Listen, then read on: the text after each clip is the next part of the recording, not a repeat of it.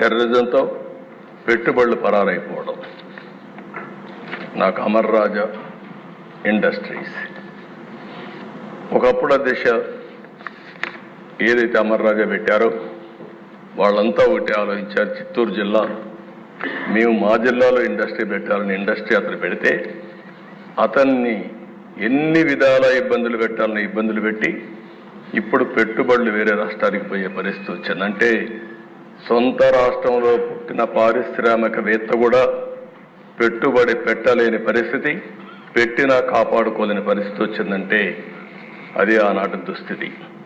24% నిరుద్యోగం, దేశంలోనే అతిపెద్ద నిరుద్యోగం ఉన్న రాష్ట్రం మన రాష్ట్రం అయ్యే పరిస్థితికి వచ్చింది. 5 ఏళ్లలో దిశ విపరీతంగా క్రైమ్ రేటు పెరిగింది, దళితుల హత్యలు పెరిగిపోయినాయి, డోర్ డెలివరీ. నిన్నే నాకు ఆశ్చర్యం వేసింది, ప్రజాస్వామ్యాన్ని కాపాడాలని చెప్పి ప్లే కార్డు పట్టుకొచ్చారు. ఏం చెప్పాలో అర్థం కాలేదు. ఆ డోర్ డెలివరీ చేసిన వ్యక్తి కూడా ప్లే కార్డు. ఇంకొక పక్క దిశ ఎమ్మెల్యే దాడులు. అబ్దుల్ సలాం ఆ కుటుంబాన్ని నేను ఇప్పుడు కూడా మర్చిపోలేకపోతున్నా. ఎంత దిశ మనిషి చనిపోవాలనుకున్నాడు, బాధలు భరించలేక.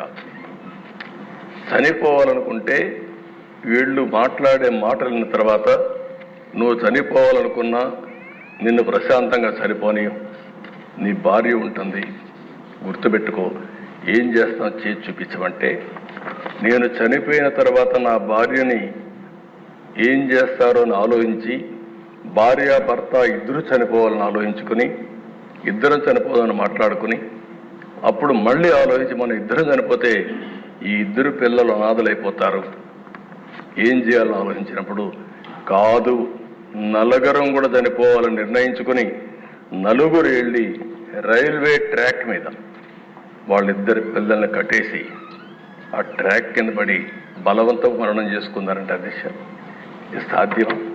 సాధ్యమే. ఎంత నిస్సహాయ స్థితి. ఈ విషయం మనం గుర్తుపెట్టుకోవాల్సిన అవసరం అది జరిగితే పరామర్శించినటువంటి ఆనాటి ముఖ్యమంత్రి నిన్న అదే పార్టీకి ఒకప్పుడు చెందిన 2 వ్యక్తులు ఈరోజు ఒక అతను వ్యక్తిగత కారణాల వల్ల చంపితే దాన్ని రాజకీయం చేస్తూ ఢిల్లీకి పోయి ఈరోజు ఈ సభకు రాకుండా, సభకు వచ్చే ధైర్యం కూడా లేదు. అంటే చేసిన పనులు ఏమైనా ఉంటే చెప్పడానికి వస్తారు కానీ అది చేసే పరిస్థితి వచ్చారు.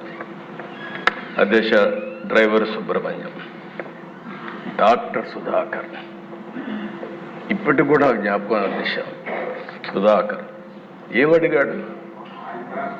ఒక మాస్క్. మీ హాస్పిటల్ అధ్యక్ష నర్సీపట్నంలో పనిచేశాడు, one of the best doctor.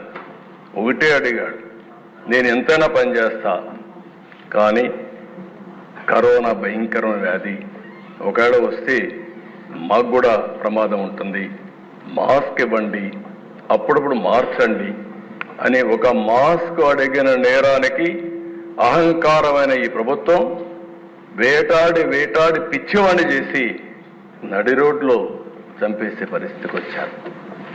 అది చూస్తే చాలా బాధేస్తున్న దిశ. ఒక ఓం ప్రతాప్ వీళ్ళు పెంచిన లిక్కర్ రేట్ని గురించి విమర్శించాడని నెపంతో వాణ్ణి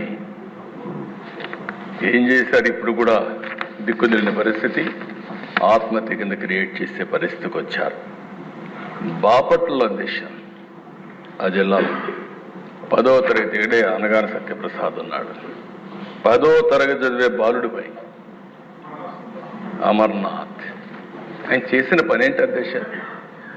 అక్కని అవమానిస్తున్నారు, ఎకిల్ చేస్తున్నారు. ఆ అమ్మాయి మానసికంగా చాలా బాధపడతా ఉంది అని ఇంటికి వచ్చి చెప్పిన నేరానికి దారిలో పోతా ఉంటే పెట్రోల్ పోసి తగలబెడితే పెట్రోల్ వేసి తగలబెట్టిన వాళ్ళకి రక్షణ ఇచ్చే పరిస్థితి వచ్చారు తప్ప ఆ కుటుంబాన్ని కాపాడే